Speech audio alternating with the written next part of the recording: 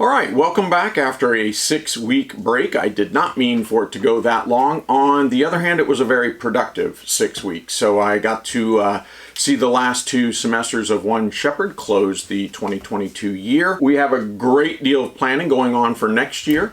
And so do be advised to watch for that in the beginning of next year for registration. There are some other really cool things going on with other channels that I collaborate with. Brent0331 has started up his PCI pre-combat inspection video contest again, so do get over there and check that out if you haven't already. You can win a signed copy of the Small Unit Tactics Smart Book from none other than me, the wonderful author. But there's some other really cool prizes over there, and it's just a lot of fun to jump in. So if you haven't participated, make sure you do. Let's bring this back to where we left off. I promised more of the nitty-gritty and the tactics of insurgencies and guerrilla warfare. And so I'm pulling directly from OPFOR Smart Book 5, the irregular and hybrid threat. And let's go ahead and jump right into that.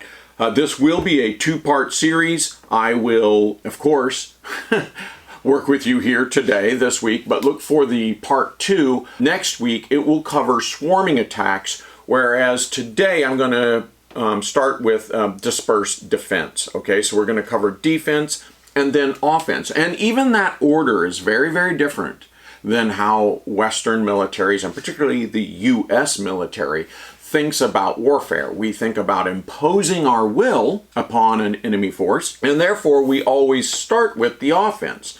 Well, insurgencies, and somewhat true also of guerrilla forces, they think about that in very, very different ways and in a different order. And that gets into some of the philosophy of what they do and why they do it. So again, today I'm actually going to talk to you about 2 related but different forms of defense. That is the dispersed defense and the complex battle position, CPB, or CBP rather. And before we do that, let's start with what we know. What we know is U.S. doctrine, and so let's talk about what we mean in a comparison, right?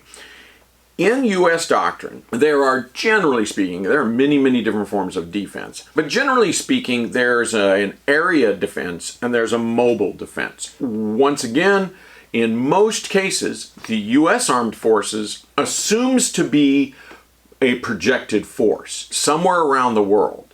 So whether we're doing an area defense or a mobile defense, we are probably not in home territory. Let me point that out. That's our default mode of operandi. It certainly can be the case, and has been in our history, where we're defending home territory, but that's often not the case. So when we think of an area defense, you can think of all the ways that you manage an area defense and the logistical resources of this, but ultimately it comes down to this. The axiom, the idea of an area defense, think very linear, right, contiguous, is none shall pass. That's right, the Monty Python quote, none shall pass. No one is getting through here. That's our entire purpose of this area defense, is that we are the hard outer shell and none shall pass through us. That is the axiom of an area defense.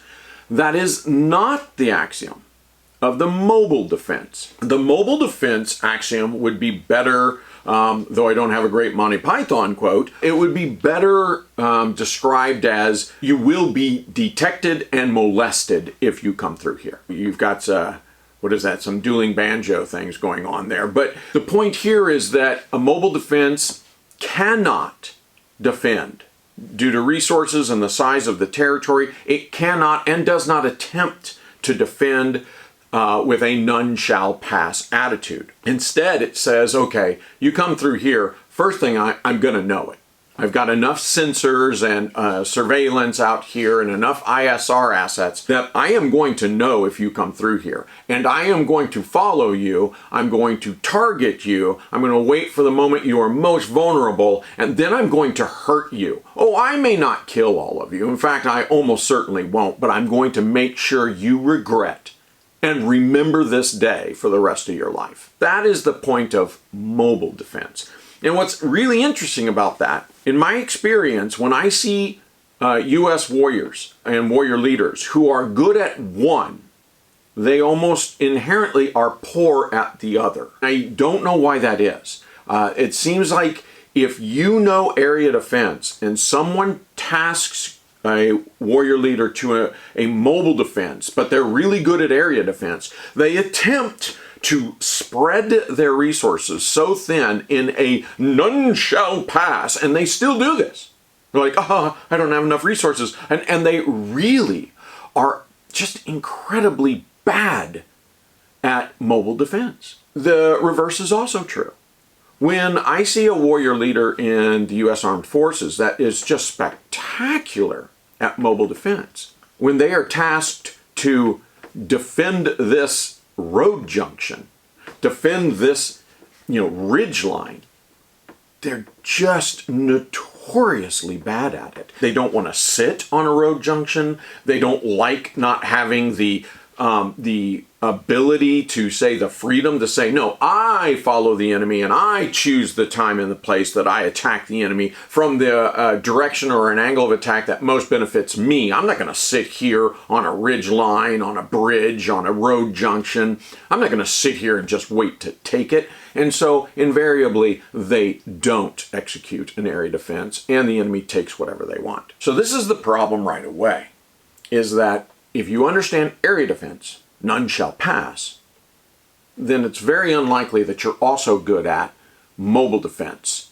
You're not getting through here without being detected and molested. Now let's go to the insurgent tactic of the dispersed defense. Very similar to mobile defense, but not the same. Insurgents leverage the dispersed defense over complex battle positions. Guerrillas prefer complex battle positions. Now, why do insurgents prefer the dispersed defense? Well, first thing is that they're easier to conceal.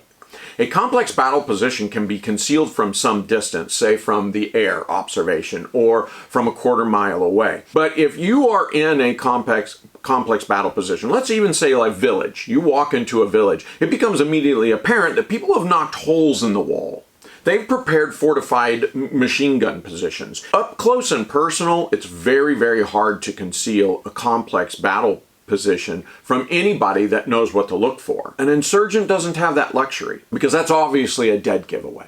So an insurgent has to look at the existing firing angles and windows and doors and alleys and trench systems or irrigation systems and all of these sort of things that are inherent to that environment, and most commonly that environment is some kind of population center, be it a tiny little farming village all the way up to a neighborhood within a major metropolitan area. That is where the insurgent exists. Remember the insurgent life cycle that we talked about. The insurgents have not yet left for sanctuary. They are not yet becoming a guerrilla force. They're still inside the cities and villages. They're still insurgents. And so concealment from detection by a police force, literally a couple of policemen doing investigation. Yeah, you need to hide from them.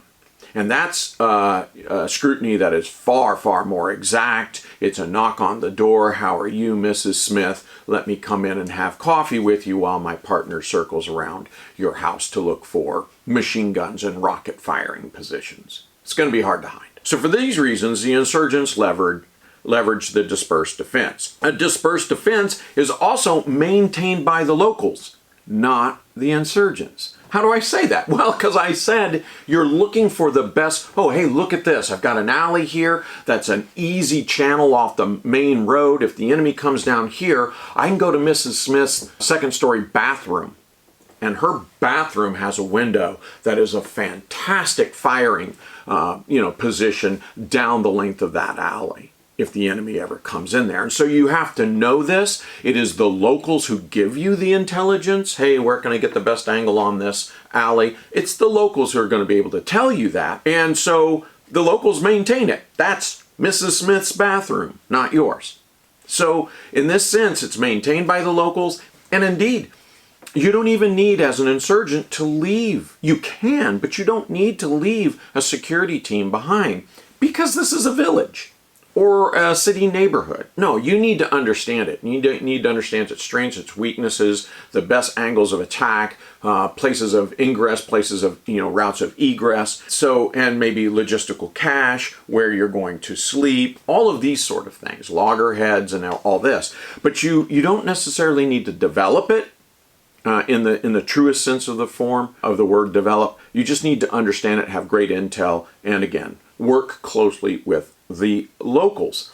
Now, that also feeds into the ideology behind the dispersed defense. When insurgents think of defense, you need to understand their philosophy. The very first thing is no blood for land. If someone breaks into your house, are you going to die over your sofa? I mean, are you going to that's it, risk my life, I'm willing to die, anything in this house, but not my favorite sofa? It's ridiculous. It doesn't make any sense. Well, see this from the insurgent's perspective. The insurgent isn't projecting their force into a foreign nation. This is their house, their farm, their village, their neighborhood. They've lived there for generations. That sofa was handed down from great-grandpa. They're not going to die for something that they already own. So, no, there are no heroic last stands. That's just not what they do there, because that's mine already. I don't need to die for it. It already belongs to me. So no blood for land. That's a moronic idea from the insurgents' perspective that, that invaders think about. The other thing is that people are legitimacy. Remember that an insurgency is a struggle for legitimacy in their grievance, but also legitimacy in the solution, and legitimacy in governance. So it's a struggle for legitimacy. People that are on your side, the local people that are on your side, lends greater to your legitimacy. And the greater legitimacy you have, the greater numbers of people that you recruit. And that's fantastic for resources, not just human resources, but material resources to take this fight to the enemy. So, no blood for land. People are legitimacy. Legitimacy means resources. And the last one is survival is victory. We spoke earlier that it's a bit of a myth to think that, the longer an insurgency lasts, the more likely it will win and the government will lose. That's not actually true. In close to 55-60% of the time, a longer insurgency actually plays out in the government's favor. That said, it is rather indisputable that the insurgency that lasts ultimately is victory. It doesn't have to produce these catastrophic defeats to the government. It doesn't need to do that. That's a very conventional way of thinking about warfare. And the insurgent realized, no, all I have to do is still be here with my grievance in hand saying, no, let's fix this. That's victory. As you've already surmised, the dispersed defense is very similar to the mobile defense, to the U.S. Armed Forces doctrine of mobile defense. However, there are differences. First and foremost, the dispersed defense creates a partnership with the civil populace. It is that those local leaders and key stakeholders, they have what we call skin in the game.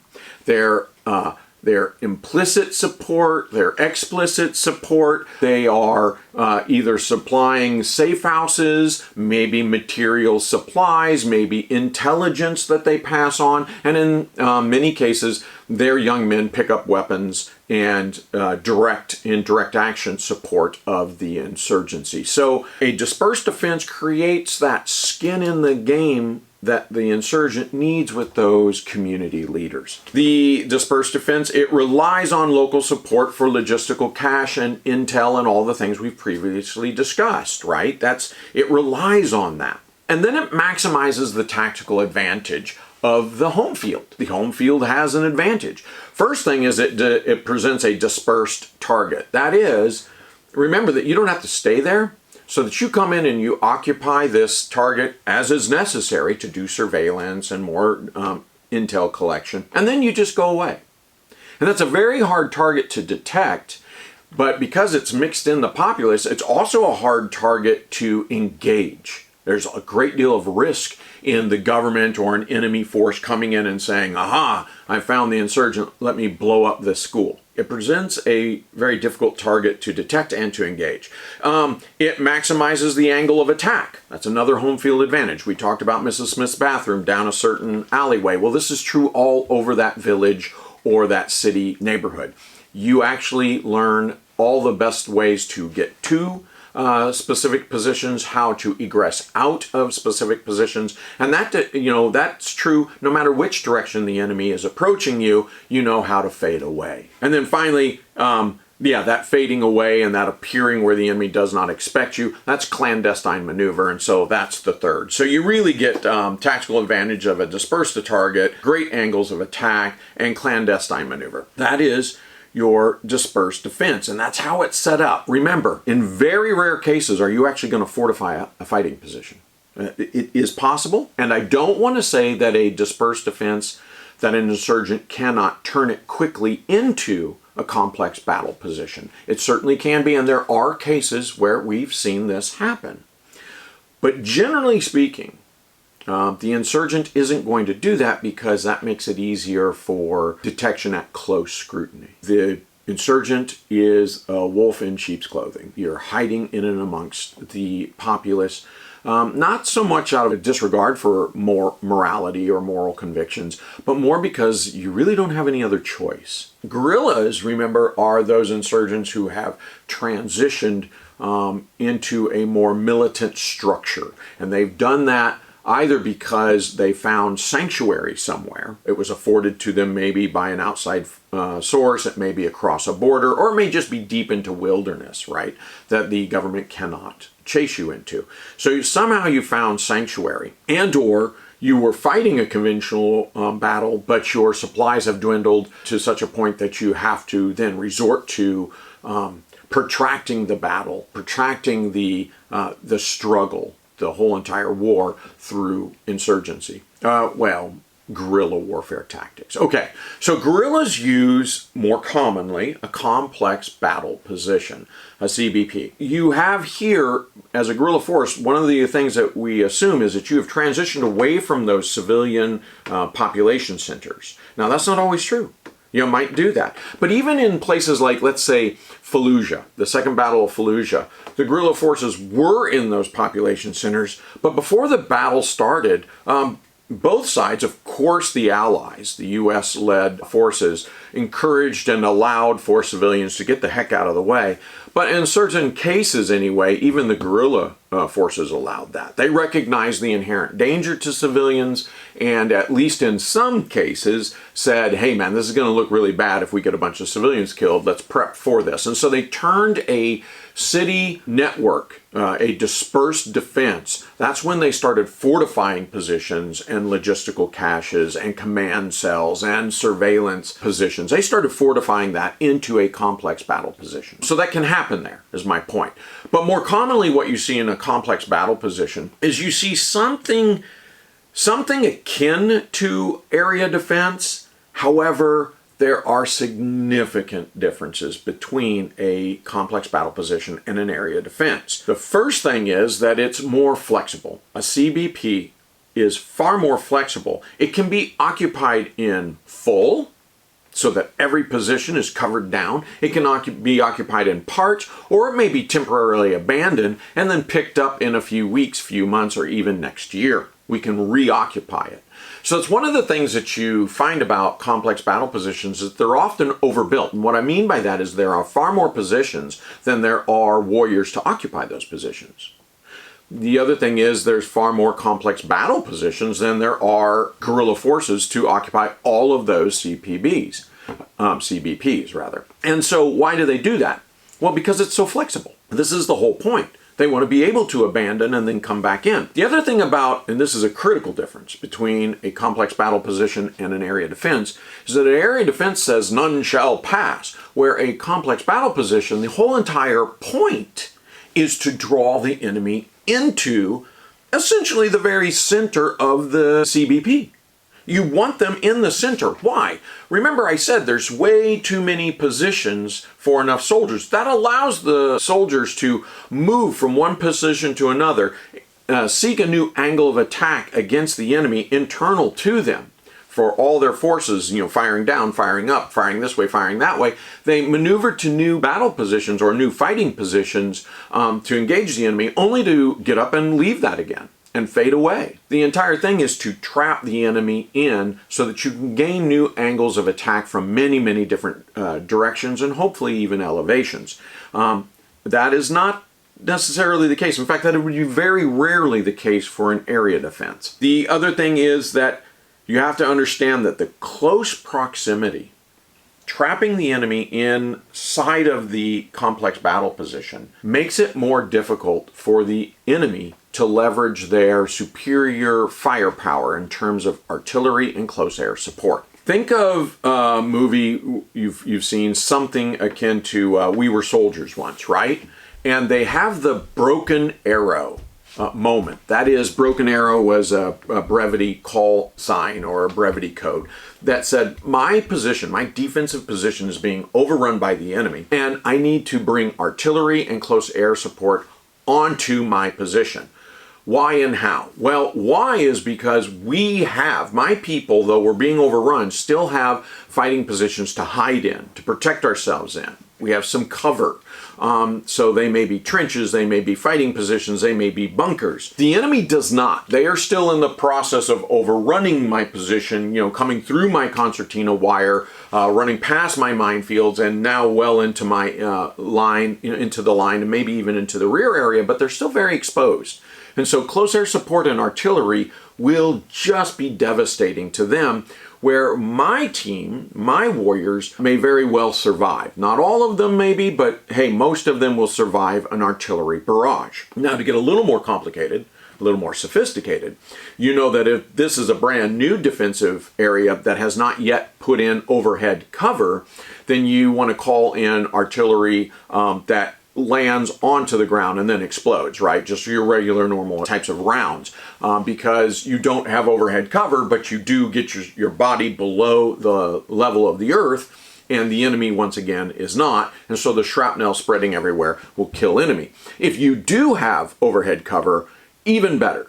Because if this is a prepared defensive position and the enemy is still running around or even running through exposed trenches and you call in air burst, well, that air burst comes down and just shreds everything below it, killing everything, unless you're in a bunker or a fighting position with overhead cover, that sort of thing. So it gets really rather sophisticated, and this is a wonderful thing about broken arrow, calling fire in on yourself. Yes, an inherently dangerous thing to do, very brave, but the results of this and the liability or the danger is inherently more for an enemy force that is moving across an objective than our force that is, hunkered down into bunkers and fighting positions. And so that's why we do it. So you're saying, oh, okay, great.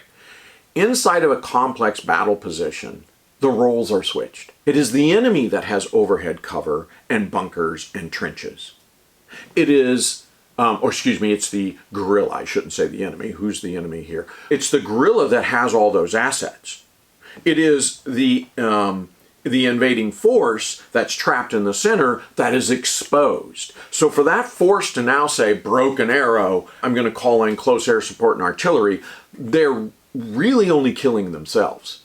The enemy survives this, the guerrilla survives this. And so there's no broken arrow moment here. There's no broken arrow opportunity inside of a complex battle position. The entire thing is to trap the enemy inside of it, gain angles of attack from many different angles, and then defeat them there. You can see why the guerrilla force prefers a complex battle position and the insurgent forces prefer a dispersed defense. The advantage of the dispersed defense and the complex battle position is that it avoids a set-piece battle in terms of burning down the house to get rid of the robber.